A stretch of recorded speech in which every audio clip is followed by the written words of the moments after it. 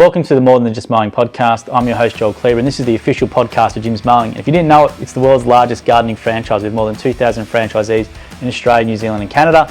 And on the podcast show, we interview franchisees, our franchisors who run the regions and manage the franchisees, and also Jim himself. So there's a lot of broad range of content, and we do encourage you, if you are researching more about Jim's Mowing, about what we do, go through those episodes. It will give you a great sense of who we are.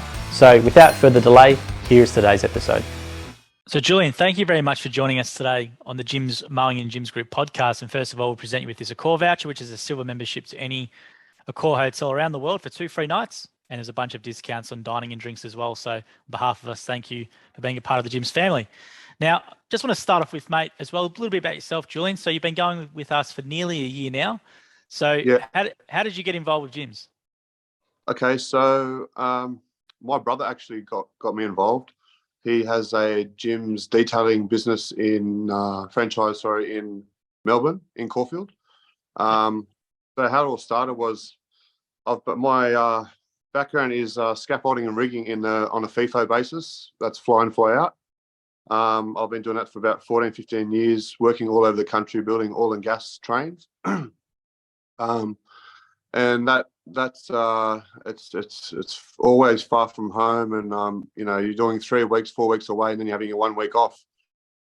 And it was kind of getting to me after a while, and my week off was just basically going out and partying, and not spending time with loved ones or friends and stuff like that.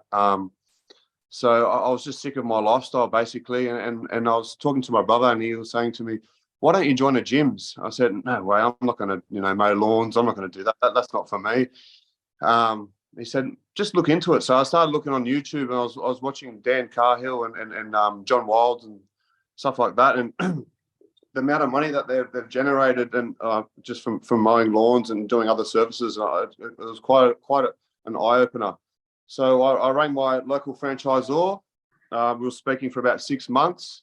I kept on working, scaffolding and stuff like that. And then one morning I woke up and at about 4:30 to go to work, and I just turned to my wife and said, "I can't do this anymore." So I rang up, I quit on the day. I rang my franchisor that morning and said, "How can I sign up?" I signed up straight away. I went and done a few days training out in the field with a couple of other franchisees. And I just, asked every question under the sun, kind of got a rough idea what money they were making. And I did my training the following week, and I haven't looked back. It's been unreal. Yeah, because a FIFO worker, you'd be on a pretty good wicket, and it'd be hard. We have a lot of FIFO workers in WA as well. It can be very hard for them to pull away because they're earning really good money, and then to believe that you can do similar sort of money for yourself in your own business. Doing Jim's Mowing might be hard to believe, as you said, from your own perspective. So what was it during the question process? Did you go on for a day on the road, or how did you find out the information to help solidify in your mind to come aboard? Yeah, so I spoke to my franchisor. He said, I firstly asked, the main question was, "What type of money do you guys make?" He said, "Depends how hard you want to work." There's some older lads in there who make 50, 75, 100, but they're happy with that because they're semi-retired. Then you got blokes who make, $250,000 a year. So I went out and did a couple of days with a guy, another franchisee, Semi. He's been in the franchisee for a couple of years. He's got actually a big following on Instagram. Sage, yeah, he's a good fella, yeah. Good lad. Did a couple of days with him, and he was showing me actually what kind of money he was making, and it was really intriguing, and that's what basically put me over the line. So I did the training in Melbourne for a week, and it's just the whole vibe of the training and the experience there at the training center was just unreal. Everyone was supportive. John was really supportive. John Wilds was really supportive.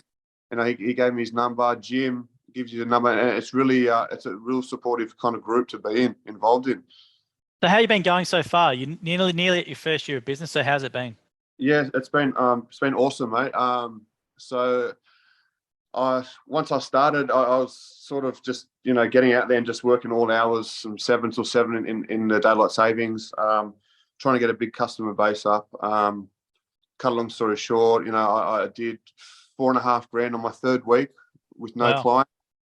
I've done, $2,000 days a couple of times. I've had quite big days, and in the 7 months or almost 8 months, I've generated 50 regular clients, which is, I'm quite happy with so far. I haven't really felt the winter. They say you feel the winter for the first year, but I haven't really felt it because I went and do other services like pressure washing. Yep. I do 1- and 2-story gutter clean outs because I'm an ex-scaffolder, so I've got the working at heights, all the safety systems and stuff like that. So I've been able to get myself through doing that during the winter. And it's been really good. There's always other services you can bounce back to. If you're not mowing lawns, you clean out gutters, or they might want their driveway pressure washed, or pruning, coring the lawns, weeding. There's always something to do, not just mowing lawns. So that that's what I like about it. You're doing something different every day. Now, is that something, Julian, you're raising with the customer, or the customer mentions it to you, then you sort of say, yes, I can do that? How you raise that with them? What I do is, if I see it slowing down a little bit in the colder months, like in the last couple of months, I just let them know that we do other services. So basically, we're a one-stop shop. If the lawns aren't growing, look, I can help you get in there, do the weeds. If you want to fix up your garden beds, I can do that. I can check out your gutters, cut some trees back, whatever it might be. Double-story windows on the outside, we clean them as well. I said we can take care of everything outside your property, make them look up to scratch, and everyone's happy with it. They're just like they're stoked. They just go to the one person. And how have you find being at home now? So are you awesome. You're not partying as much, or anything? Are you still? Look, I was in a kind of a rut because I knew that I wanted to do something for myself and be my own boss, and I tried these get rich quick schemes of these e-com courses, drop shipping and stuff.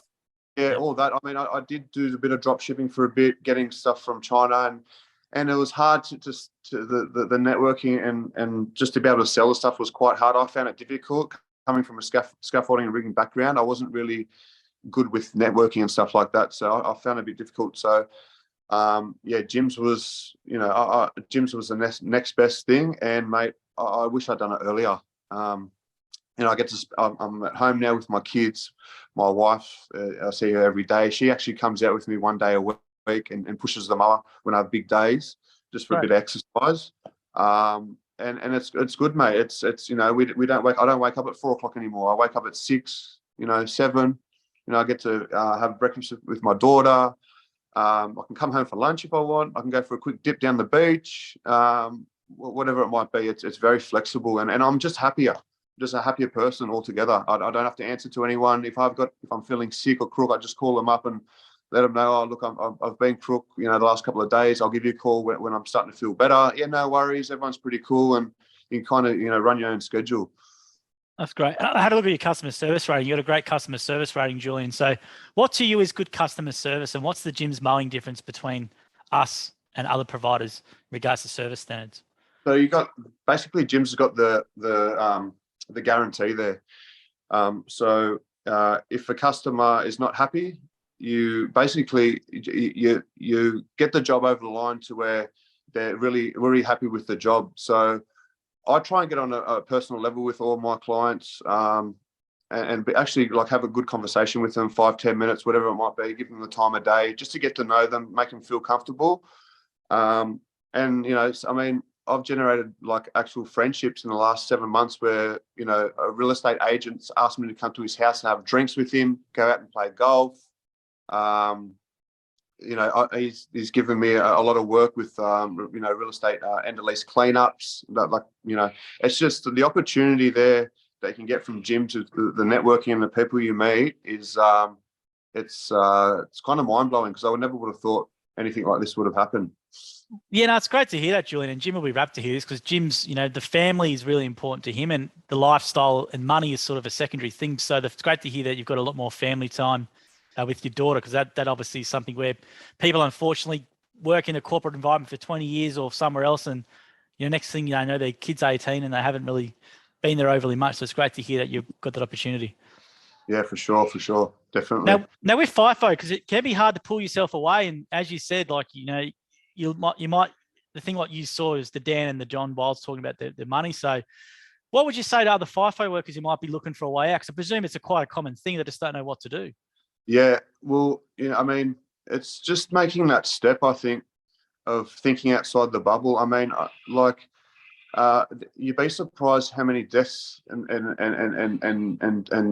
marriages get split up over FIFO. I'm not bagging the industry or anything. I mean, I made some good money out of it, and it's a good way to make coin if you're happy to be away from your family or you're a single bloke. But I've seen a lot of families being destroyed from it. Just having 9 months of the year away from your family, by yourself, living in a small little room away in the middle of the desert.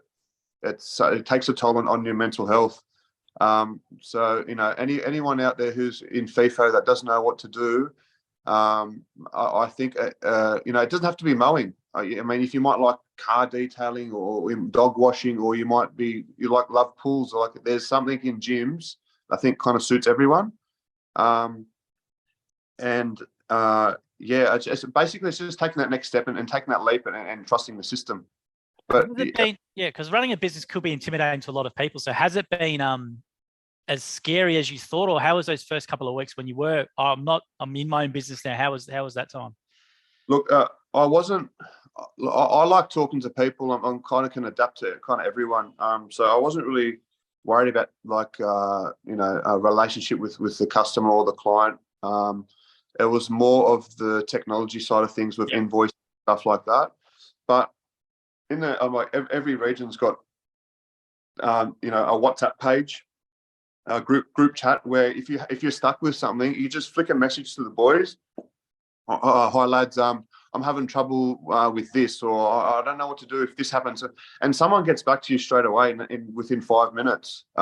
If not, they'll give you a call. So there's just heaps of support. There's always support. The franchisor is always there to support. I speak to him at 8-9 o'clock sometimes. How's your day been?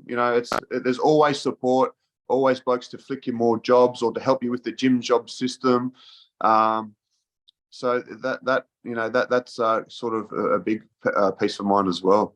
That's great. And you alluded to it before, but you're happy with the level of money you're making. You don't have to say how much money you're making, but are you happy with what you've been making? Now, do you believe? Yeah, because you're in it now, so you can believe what we put online with Dan and John. Yeah, 100%. Well, it's not really the money that I'm making now. It's kind of the opportunity you have to grow a good business down the track with the leads, the generation from the leads. I mean, if you're happy to get your 100 clients and to sit on that for the next 10, 20 years and still make good money, good on you. But if you want to grow into a decent small business, there's opportunity to employ people to each year to bump it up, to make more money, it's really good like that. And the leads are they're nothing. You don't even really see the lead fees if you're taking on all this work. So that's why I love about the mowing. You can kind of expand out to a decent sized business, and I don't think anywhere you can buy a franchise for 30-40 grand and make that kind of money in a small amount of time. Yeah, I was going to say, because obviously a lot of people are skeptical about franchises, and there are a lot of bad franchise systems as well. But I think the beauty of gyms as well is the flat fee model. So when you're looking into it, was that really attractive to you? Was the flat fee model overall? Yeah, I kind of did the figures and stuff like that. Well, when I started, I signed up for the $2,500 pay for work guarantee. Yep. So I was talking with my wife, and I was saying, look, the worst comes to the worst, we're going to do $125 a year. Tell me where anywhere in this country you can buy into a franchise for $20,000, $30,000, $40,000 and guaranteed to earn a minimum of $125 a year. I said that doesn't exist. Plus, they had a spring special on where you put 50% deposit, and then you got the backing of guys like Glenn at Easy Rental, who you can finance your gear from. So there's a lot of avenues you can go through to get started. I remember when I first started, I put everything into gyms. I had a lot of time off, the training, and I think the first week when I started, I had $44 in one account and $88 in the other account. I put everything into the business. you know what, it's paid off. I'm glad I took that plunge, and yeah, I'm stoked, mate. Really stoked. It's a pretty courageous step, because that FIFO cash would be hard to pull yourself away from, but it's and some people don't pull themselves away from it. As you said, there's a family deterioration and mental health issues, but you prioritize your family over that, and it's fantastic to see you've been rewarded. Yeah. So what does your wife and that think of it now? Because they must have had a lot of fear as well when you went to do this. Especially when, what happened was, before I started gyms, my daughter, my wife was 3 months pregnant, and I was working in building a iron ore plant in WA, and there was the COVID, and I got stuck in WA. I wasn't allowed to fly back into Newcastle. I didn't see my wife for 8 months. Jeez. And luckily, thank God, they opened the borders 6 weeks before my daughter was born, and then I just quit the job, flew back. We had our daughter, and my wife was just so scarred from that. So she even said to just try the gyms, unless you'll be home. Okay. Let's see. And I'm so glad that I did.